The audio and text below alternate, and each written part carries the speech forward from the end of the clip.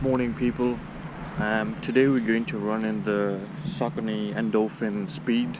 I just got it yesterday and we're going for a little run today, maybe 2-3 kilometers for my first initial review, and let's see how it goes.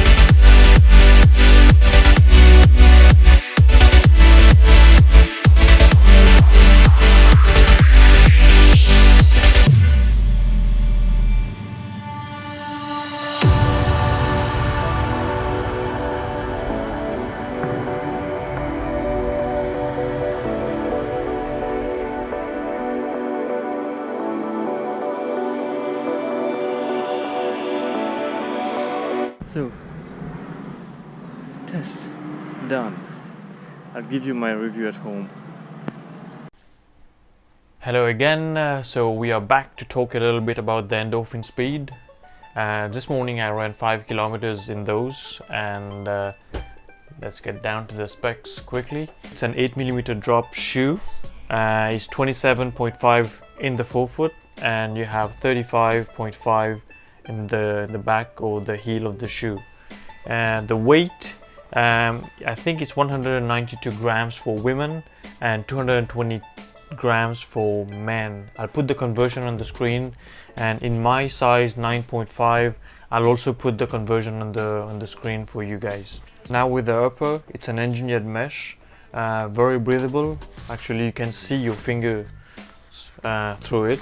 It's like you see like quite big holes here for the wind to go through, I guess.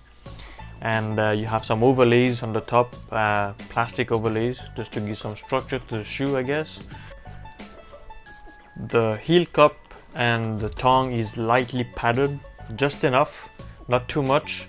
It's not a plush shoe, but that's not the goal of the shoe. The back, I think there's something in there. The heel counter is a little bit rigid, so which is good, gives you some support. I have some flashy laces here. It will help me because they can't complain now, they can't see me in the dark. These lasers will help me out, just for them to see me when I run at night. Moving down to the midsole, my favorite part of the shoe. It's made of PBA based or Pebax based.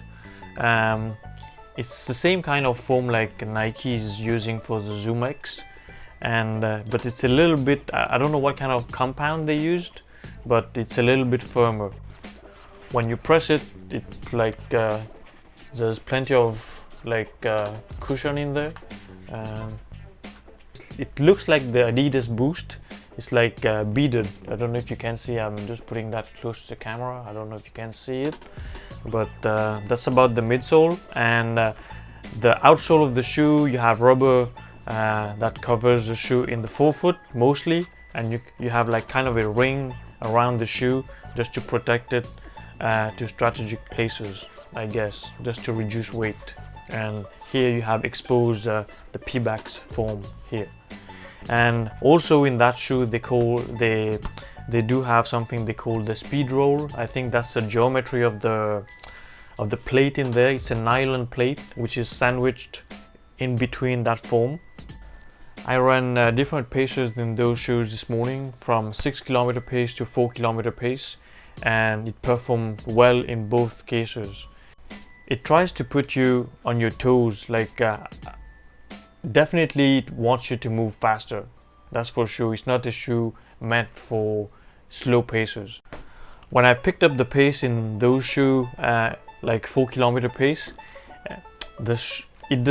your foot doesn't sink in the shoe that much compared to, for example, the Vaporfly. Like I would feel like my foot sinks a little bit and then I would come back again. But this one, you don't go that far deep in the shoe. I mean, the forefoot, like it's cushion, but you don't sink in the shoe. I don't know how to explain that properly, but it propels you without you sinking too much in the shoe. But the feeling was great, and I'll be honest with you, I think that's one of the best shoe I tried in 2020, if not the best, because the midsole is amazing. The fit of the shoe, the lockdown you get in it, I didn't have to tie the laces too tight. The moment you put your foot in there, it's a gusseted tongue. I guess that's what helps. The fit is perfect. The forefoot is not too large, it's not too big, it's not too tight. It's perfect. I'm talking for my foot. Will I use this shoe? It will be mostly tempo runs, fartleks, as my Chicago Marathon training starting next week, and I'll probably use those once or twice a week on those speed days. Also, one more thing I forgot to tell you, when I was turning corners in those shoes, it felt secure. There were no slippage, nothing. As I said, the lockdown that's probably one of the best lockdown I've got in shoes. I think Saucony did a great job with these shoes. They go in the right direction.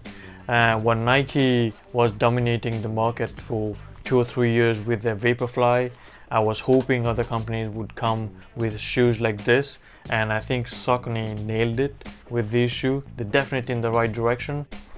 So this is my initial thought on those shoes, and let me know down in the comment what you think about it, and if you have those shoes, I'd like to hear what you have to say on those shoes.